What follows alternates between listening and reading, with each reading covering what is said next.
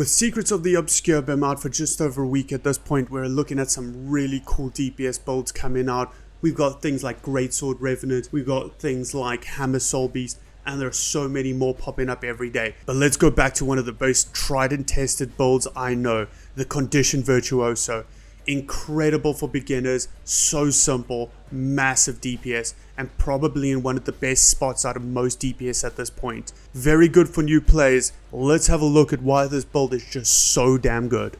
So on the positives, extremely high DPS, probably one of the best benching classes at the moment. Tons of CC, super easy to learn, crazy easy rotation, so you can literally go from 0 to hero.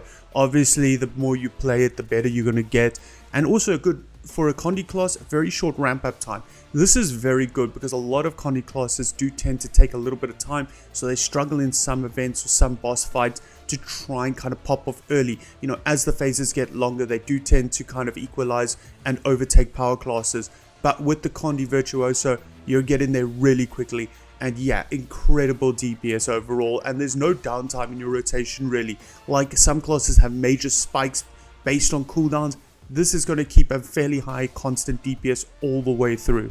And then for the negatives, resource management. Unfortunately, you're going to be counting knives quite often, understanding which abilities are generating knives, when to use them, how to maximize your DPS, and then also when to refresh your shatters. This can be quite complicated for some players to understand the flow.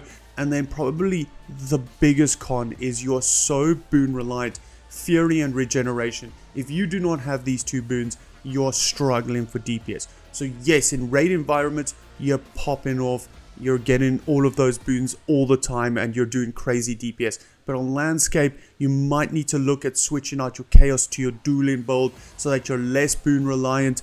Although this is a drop in DPS in terms of like structured content, on landscape the dueling will probably end up being better for you to play, and yeah, you're just less boon reliant on dueling. But for the general meta build, yeah, you are going to struggle a little. And for armor and stats, we have a bit of a mishmash. We have some rampagers, some vipers, and even some sinisters pieces. So what I will do is I will link in the description below the kind of combination you're aiming for to make sure that you're in the right spot.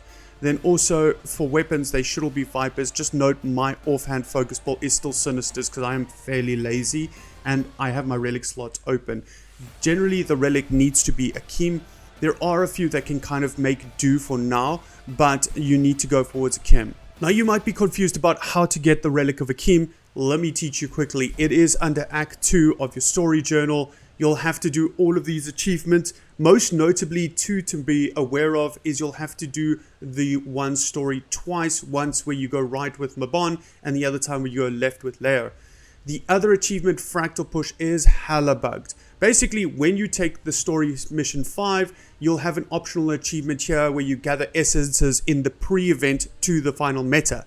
If you do this pre-event, you will lose this achievement eligibility. So you must skip out on the pre-event where people are gathering essences and only do the actual meta event. That way you will actually be able to get this achievement. Why? Who knows why? This game is pretty bugged on launch, but hopefully they fix this in the future.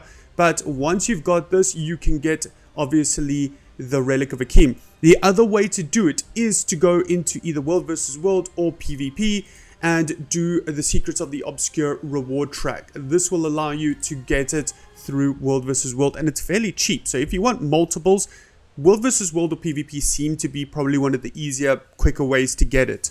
For runes, it's quite simple. Rune of the Kriyat, nice, cheap, good for bleeding. That's going to be a predominantly big source of condition damage. Then for our sigils, we want Sigil of Bursting on our dagger and a Sigil of Earth on our offhand. Now for food and utilities, what you want to do for food is look at the Fancy Potato Leek Soup. Interesting, we need the precision so that we can gain from all that ferocity, that crit chance that creates bleeding. It's a very unique build, and it's probably one of the only classes that will look at this as an actual viable option. And then for utilities, obviously toxic fusing crystals are the way to go. These will help you get bench. Now to the juicy part of the guide, the traits and specializations. This build that we predominantly recommend is first into chaos. There is a more landscape friendly build that goes into dueling, but Chaos is generally preferred for higher end content, like where you're going to have good support, good boons, and you'll see why. Minor trait 1, Metaphysical Rejuvenation, getting yourself some free regen when going below 75% health. This is quite decent. Notice it is on a 15-second cooldown, and yeah, you'll see exactly why regen is important. Now in column 1, we've got a few options. Method of Madness, obviously the most meta. Cost a lesser Chaos Storm when using your healing skill. This is super important because we need this to proc your Relic of Akeem. But remember that even though this is an amazing skill, given a bit of Aegis, a bit of Days, and a couple of Condis, there are some fights and raids where maybe this might be frowned upon. You know, if you go into Soulless Horror, some people get a bit upset if you are controlling the Tormented Dead. So if you are bad with timing, you can look at other things like Illusionary Defense can be fairly good. If you are Pylon Kiting, say on QTP, sometimes, you know, especially on CM, the damage might feel quite high. Some people do like to have this for a bit of damage reduction. If not, Master Manipulation, fairly good. Aegis when using manipulations, that can be fairly good as well, to just make sure that you are Aegis for certain fights. Now minor trait 2, Illusionary Membrane. My word, what a flippin' good trait. When you have regeneration, you deal more condition damage and you take less condition damage. This is massive, i.e. regeneration, god tier, more damage. That's what we want. Now in column 2, even though there are some cases where people can make a case for Auspicious Anguish and also Chaotic Transference, meta is just to take Chaotic Potency. Gaining condition damage, obviously we don't have a staff. This is just an interesting thing to be aware of, but yeah, we get the condition damage, just the 120. We don't get the bonus condition damage from wielding a staff, but that's just good. Extra condition damage, more DPS, that's what we want. And the third minor trait, Chaotic Persistence. This is another reason why you want regeneration. 250 concentration, yeah, not really as important, but 250 expertise, my word, that's massive. So with regeneration, we're getting extra condition duration as well as condition damage. And these two in combination are why we're so boon reliant. Now column 3 is where the fun really begins. Chaotic Interruption, obviously really fun to play around with. Every time you interrupt a foe, basically one of your equipped weapon skills just gets recharged at random. It is pretty fun to actually use this every now and then on landscape, as you can just kind of keep on just spamming random things. Prismatic Understanding, very, very good, especially for the stealth duration. When you want to use mass invisibility, you want to play around with certain things like that on landscapes or some fractal skips, this can be quite fun to play around with. But meta is to use Bountiful Disillusionment, basically gaining a random boon as well as stability whenever you shatter. Note the Vigor, very good. There's a bit of regeneration, some might. These affected, obviously, remember, we are getting a little bit of concentration from our minor traits, so it's not the worst thing in the world. Although sometimes stability can come back to bite you, like fights like Soulless Horror, where boons can get corrupted. Because remember, stability gets corrupted to fear, so just be careful of this. Sometimes you might want to switch this off in some fights. Now if you find yourself on landscape, obviously going Dueling just makes you less boon reliant. You'll probably have more output on DPS if you are doing this in some meta events where maybe your boons are not as looked after. In column 1, you kind of either want to go for Phantasmal Fury or Duelist's Discipline if you have a pistol in your offhand. Those can be pretty fun. Column 2, Fencer's Finesse. Remember, we have high precision as a Virtuoso, so a little bit of extra Veracity is going to help you a ton for DPS. And then in column 3, Superiority Complex, just extra crit damage and just extra DPS in general. This build can obviously be played around with, but something like this I do recommend. Like I said, especially if you find yourself on landscape and the rotation doesn't seem to change anything. Ignore my stuff, that's me messing around. Now for your second specialization, Illusions. Minor trait 1, Cry of Pain. Shatter Skill 2, so i.e. your F2, has more stacks of confusion and they last longer, i.e. just extra DPS, making F2 probably one of your more attractive shatter skills. In column 1, probably only one way to go, Shatter Storm, allowing your Shatter 1 to gain an additional charge, i.e. you have 2 charges of them. That's pretty big for your DPS output. And then minor trait 2, Compounding Power, Basically, whenever you create an illusion, which is pretty much all the time due to our daggers, we're going to get 2% extra damage per stack, as well as 30 condition damage. It is fairly easy to maintain 5 stacks of this. Obviously, note during some of the down phases, you will lose these stacks, but in general, it's fairly easy to kind of keep this up, and this is a massive DPS increase. In column 2, there's only one way to go: maim the disillusioned. My word, extra torment on Shatter Skills is just much more DPS. But in column 2, if you do find yourself maybe on landscape, maybe you want something like Escape Artist, basically getting distortion for 5 seconds, that's huge when summoning a phantasm.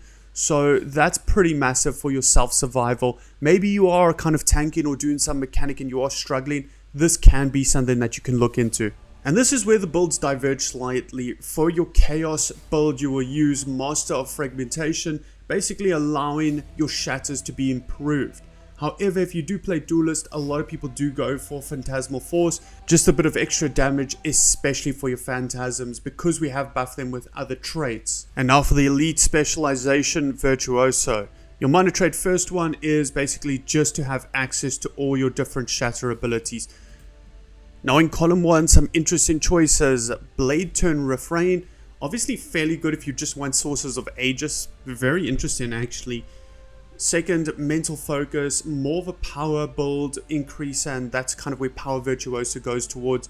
But Jagged Mind, obviously amazing for condition damage, basically getting the chance to have bleed stacks on critical hits, as well as being healed by percentage on your blade skills. Now your blade skills are pretty much all your shatters up here and your 3 dagger skills. That is huge because you get so much healing from these skills. This just allows you to sustain yourself in a lot of raids without as much healing. Minor trait 2, Deadly Blades.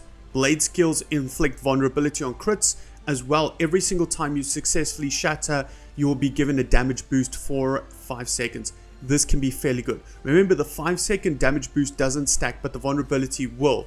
So that's pretty massive because a lot of times people do struggle for vulnerability on landscape and even some fractal groups. You can be a very good source of vulnerability for your group. Now in column 2, you can look at something like Duelist Reversal when you're on landscape. Perhaps you do want a bit of quickness, fury and regen, but with a 3-second it's pretty raw, but you can consider it. Second one, Phantasmal Blade. This is fairly good, especially if you are going into the Dueling build. Obviously, we're not looking at that right now, but this can be fairly good as it's just extra DPS in general. But meta for Chaos is to take Sharpening Sorrow, gaining a bit of fury when you use your Blade Song Sorrow, i.e. your F2 skill, but more important than that, gaining 150 expertise when you've got fury. This is huge. And minor trait 3, deceptively good, quiet intensity. Fury increases your crit chance, i.e. we're going up to 40%, that's massive. But we also gain veracity based on our vitality. This means that things like your Jade Bot extra health comes into play so that you can try get a bit of extra DPS. Now even though in column 3 we can have a look at these other 2 skills for landscapes and situational, but for column 3, Blood Song is the way to go. Bleeding does increase damage as well as gain a blade every 5 stacks of bleeding. This means that this is syncing up so nicely with Jagged Mind, i.e. getting bleeds from crits. So i.e. just while auto attacking, you are going to just proc this generally, and this gives us so much passive blades that this is the reason why you've just got to keep auto attacking on bosses. And generally, this is the build that you would look at for some very high-end groups with long phases. However, for fractals and for short bursting phases, you need to look at this Dueling build. Yes, perhaps I haven't pushed it as much. I will link in the description below a build for fractals assuming 150 AR. And yeah, something to kind of get you some peace of mind to try and hit the right stats. But like I said, this Dueling build is going to just give you a little bit of extra combination of condition and power damage, as well as using a bit more of your phantasms to deal some decent damage. And like I said, for landscape, this build is probably the way you want to go. So in the description, I'm going to try link 3 build. I'm going to link a chaos build, a dueling kind of landscape raid build, and a dueling fractal build, because obviously with fractals you are stealing a bit of extra stats from your potions, so it kind of just to kind of give you an idea of balance. But generally, this is kind of the way you want to go. Now let's have a look at the utilities. Fortunately for us, we are fairly set in stone, but I need to explain something.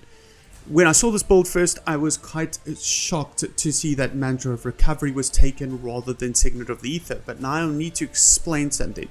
Because we are using the Relic of Akeem, this means that every 10 seconds we want to try and proc it all quite close to the 10-second mark. Now when we use our Phantasmal Mage, we will obviously create a daze that will proc this ability. Now we want to try and proc it again, but we need ourselves a daze effect or a stun effect.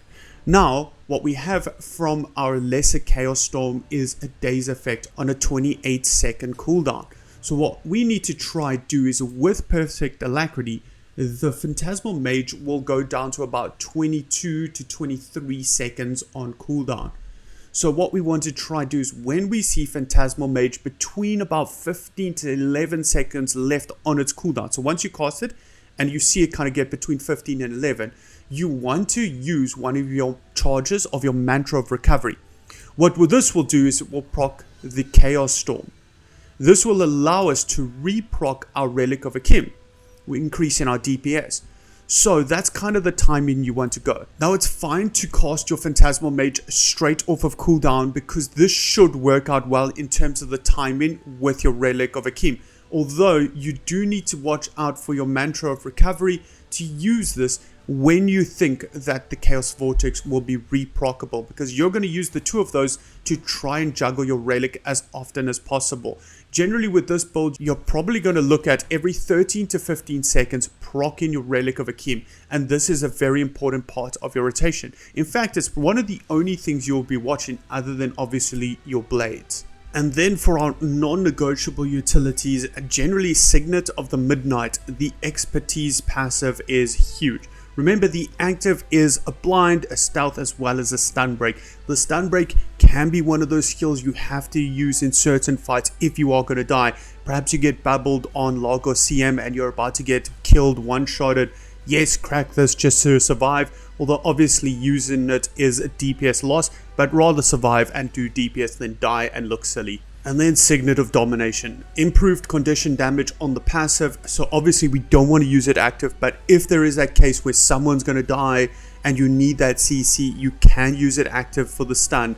Obviously if you're doing things like Samrog or Gorseville and you are struggling for CC, you can crack this, but remember, obviously cracking both these Signets is quite a bit of a DPS loss. And now for our flexible utility, Signet of Illusions is what's generally recommended, and the reason being is when we use it active, we recharge all our Shatter Skills, and this can be quite big because we are going to get these skills back so quickly and generate daggers due to our bleeds and such. We generally tend to run out of shatters, and therefore using the skill to recharge your shatters can be a fairly good DPS increase. However though, if you are an inexperienced player, consider switching it out for something else. There are a few good options that you can have a look at. Now to name a few extra utilities you should keep an eye out, obviously Portal, massive. Feedback to have the projectile reflect can be quite clutch in a lot of fights.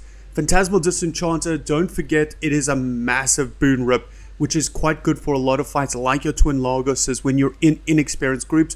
Perhaps this is something to keep an eye on, especially if you are going right. Blink is a stun break as well as a teleport, which can be pretty massive, as well as some other of your mantras with Condi Cleanse or Stability and Aegis.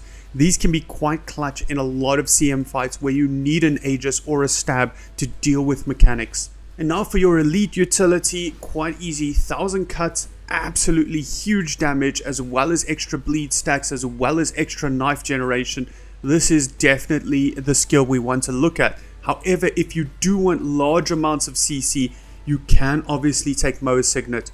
Being able to have this is a massive CC gain. So in fights where maybe your CC is lacking, maybe you have to switch out your DPS for a little bit more support. Obviously things like mass invisibility and also time warp can be considered in certain cases, but those are very niche situations. Now let's have a look at our weapon skills. Nice and simple. Our auto attack, flying cutter, massive DPS, as well as a pierce. So remember, with piercing, if there isn't a boss and you are just attacking things on landscape, select one of the further back ones so you can pierce as many targets as possible. Remember, this is a blade skill, so we are going to end up getting a lot of extra bleed stacks as well as generating extra blades for our shatter skills just through auto attacking. This is a massive skill. And also remember that this is also a physical projectile, just like skill 2. So going through things like ethereal fields is massive for DPS increases. Just keep that in mind and make sure that you're positioning yourself to try take advantage of combo fields on the floor. Skill 2, Blade Call, quite a good skill. Obviously throwing a few daggers on initial hit and return hit, as well as a pierce, blade, and combo finisher.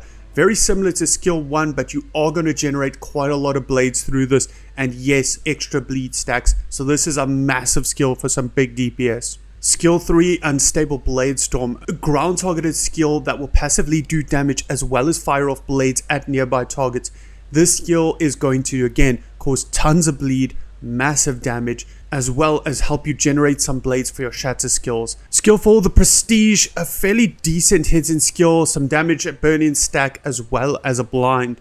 Obviously there's a stealth component to this, but most importantly the condition removal, the Condi Cleanse is fairly good, as well as being a blast finisher. This is a fairly good skill to try and line up with your Chaos Storm that is on the floor, that we obviously proc through our healing skill. So if you kind of can use this with the lesser Chaos Storm, you are going to get a fair amount of DPS. But if you just see any combo field on the floor, like a 5 field that you want to blast, yes, it's going to equate to more DPS and a decent skill to try use. And Torch 5, Phantasmal Mage. We've already touched on the skill a little bit. Big burning stack, tons of confusion, a daze. So this is a skill you want to use off of cooldown.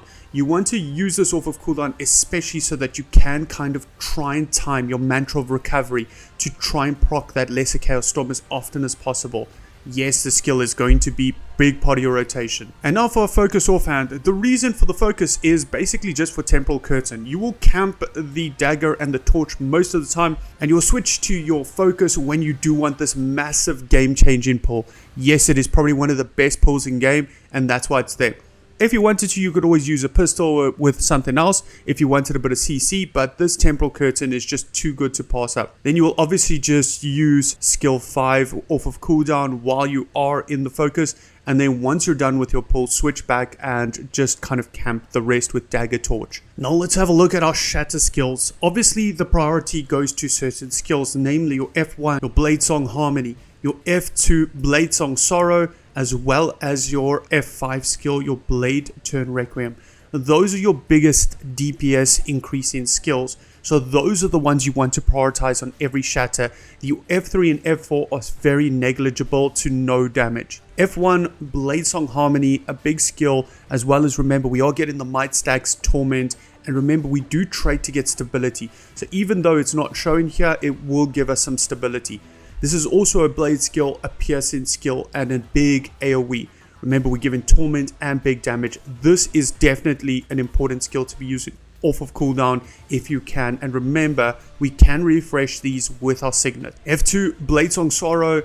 This is probably the most important one. We're getting some vigor. Yeah, we're not a Mirage, but still vigor is pretty good. Fury, which is very important to us. Remember, our most important is Fury as well as regeneration. Those are the two beans we have to have on us to make this as good as it could be. We're getting the extra stacks of confusion, cripple for some soft CC, and torment. And remember, all of these skills as well, just keep a note, they're blade and piercing skills. Blade is going to produce bleeding damage, so this is an important skill to try and just remember why it's as good as it is. Our F3 skill, Bladesong Dissonance. This is quite a massive skill for CC. So trying to make sure that you've got full blades when there is a CC bar up.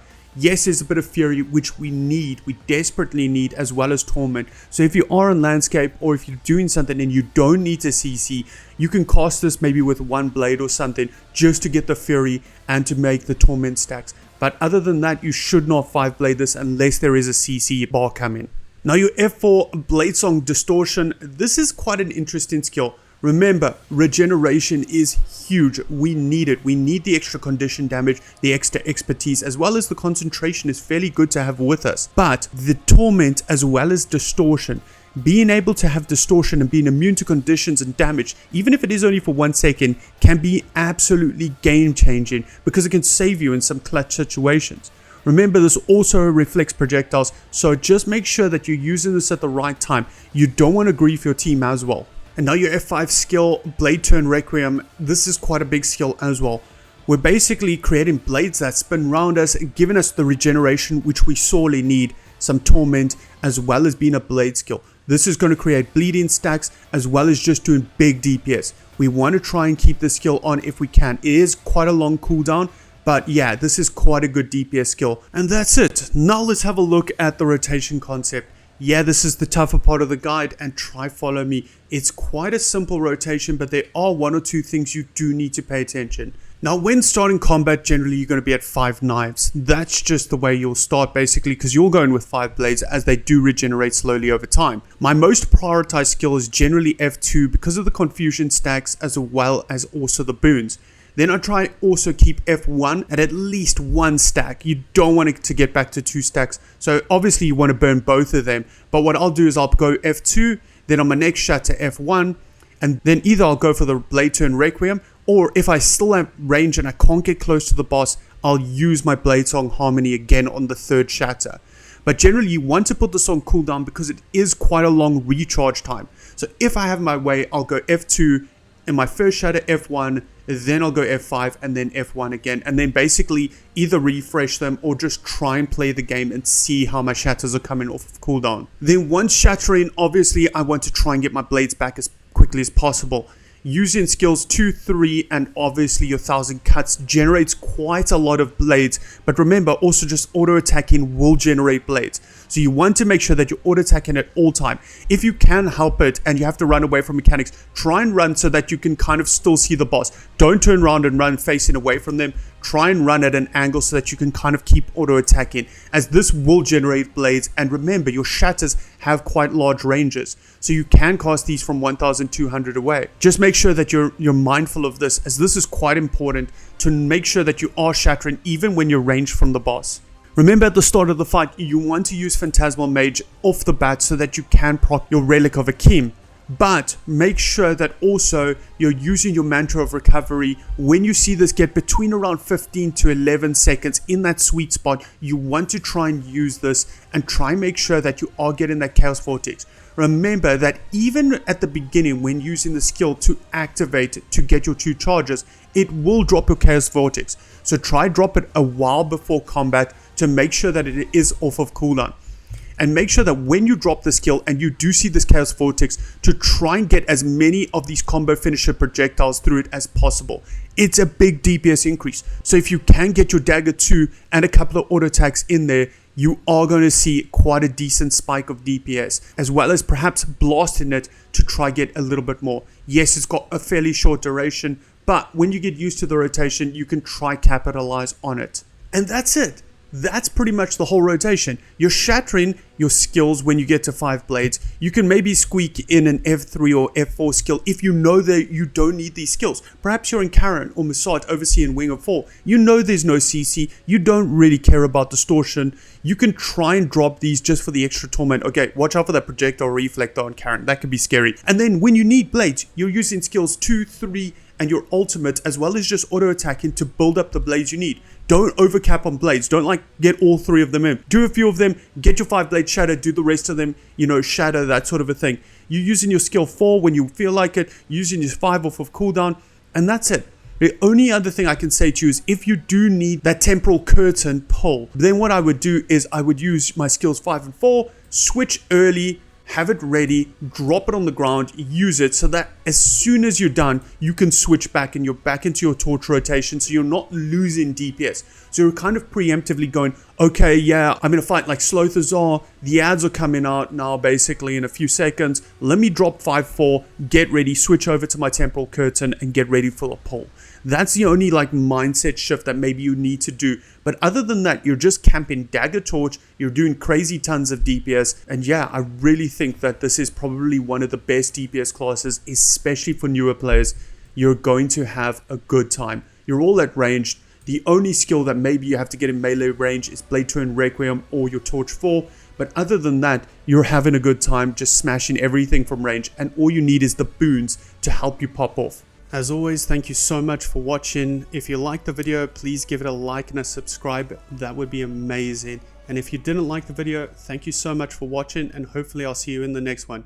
Cheers.